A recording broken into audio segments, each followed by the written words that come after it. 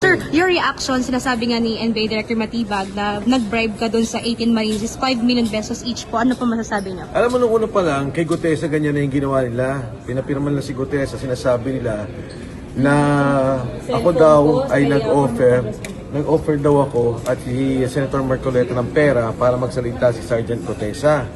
So ngayon, ginagawa na naman nila yun sa 18 Marines na pinapalabas na nagbigay o nag-offer ng pera para magsalita. Pero nakita niyo naman, napaka-normal yung pagsalita nila, kung ano talaga yung nakita nila, napaka-natural yung kanilang pananalita. At katunayan, pinapatawag nga nung Senator Alan Cayetano, yung mga nabanggit na pangalan, kung gusto nilang pumunta rito, para makapagsalita sila.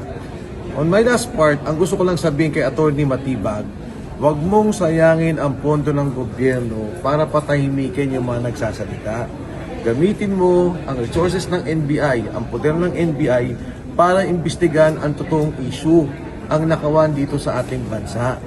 Imbis na ang iniimbestigan yung mga nagsasalita, tingnan nila kung ano yung mga sinasabi, sundan nila. Ang dami mga detalye dito na maaari nating magamit upang malaman natin kung ano talaga yung nangyari na sistematikong nakawan dito sa ating bansa. Thank you.